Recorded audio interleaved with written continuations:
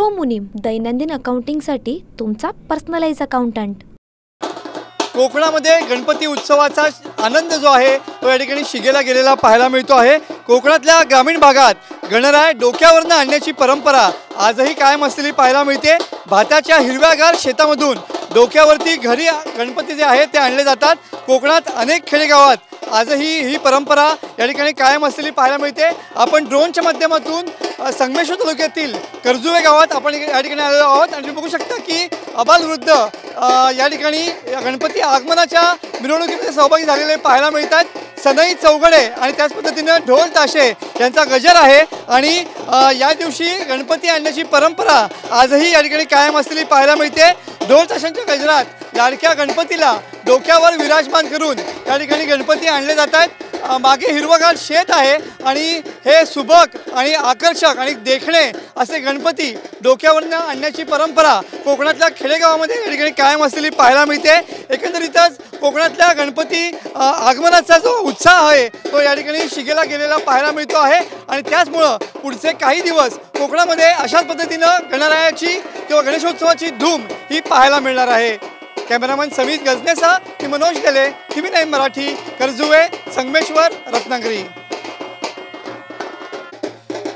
कोकणातला गणेशोत्सव वैशिष्ट्यपूर्ण आणि परंपरेसाठी ओळखला जातो आणि त्याचमुळं आपलं लाडकं दैवत कोकणामध्ये डोक्यावरनं आणण्याची परंपरा आहे।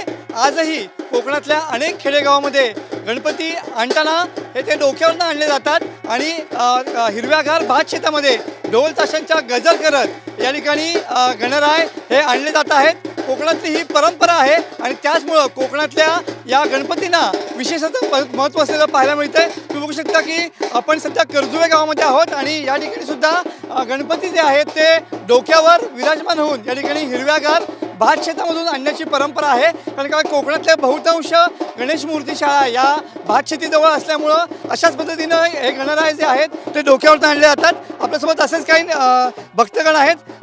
भाई काय सांगाल, ज्या पद्धतीनं डोक्यावरती गणपती घेतलाय काय परंपरा आहे नेमकी? आमची 25-30 वर्ष मी स्वतः डोक्यावरून गणपती आणतोय आणि आम्ही भात शेतीतून गणपती पायवाटेने न्यायचा अशा प्रकारची पद्धत असून आम्ही वर्षोवर्षी अशाच प्रकारे गणपती आणून पूजन करून चांगल्या प्रकारे विसर्जनापर्यंत सगळी षोडशोपचार पूजा करून एकत्रितपणे हे कार्यक्रम करत असतो आणि वर्षोवर्षी पूर्वांपार चाललेली पद्धत आम्ही जपण्याचा यथोचित काम करत असतो आणि गणपती डोक्यावर आणल्यावर आम्हाला कोणत्या प्रकारची भीती भय काही वाटत नाही आणि गणपती बाप्पा आम्हाला सांभाळून घेतात।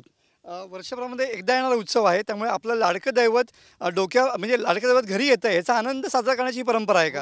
आम्हाला डोक्यावरून गणपती आणणं वगैरे हे आमचं लाडकं दैवत आहे आणि त्यानिमित्त पूर्वांपारच आम्ही डोक्यावरून गणपती आणून भात शेतीतून अशा प्रकारे पायवाटेने गणपती आणत असतो आणि आम्हाला ते आणण्यासाठी कोणत्याही प्रकारची अडचणी येत नाही आणि भीती पण वाटत नाही। आम्ही चांगल्या प्रकारे पारंपरिक पद्धतीनं कोकणात गणरायाचं आगमन या ठिकाणी होताना पाहायला मिळतं आहे आणि ढोल ताशांचा गजर आहे। अशा पद्धतीमध्ये डोक्यावरतून गणपती आणण्याची परंपरा आजही कोकणात गणेशोत्सवात कायम असलेली पाहायला मिळते। कॅमेरामन समीत गजनेसह मनोज गेले, TV9 मराठी, कर्जुवे, संगमेश्वर, रत्नागिरी। बिजनेस में एक गलती और भारी penalty, GST, income tax, accounting, इतनी झंझटों में उलझे रहेंगे तो बिजनेस कैसे बढ़ेगा? बिना गलती बिना पेनल्टी, लेकिन करेगा कौन? प्रो मुनीम, आपका पर्सनल अकाउंटेंट, सिर्फ 65 रुपए पर डे में accounting, GST, income tax, professional tax, filing, बिना किसी एक्स्ट्रा चार्जेस, सटीक सुरक्षित प्रोफेशनल सेवा। मैं तो प्रो मुनीम से जुड़ रहा हूँ और आप अभी कॉल करें 1800-266-1294 या विजिट करें promunim.com।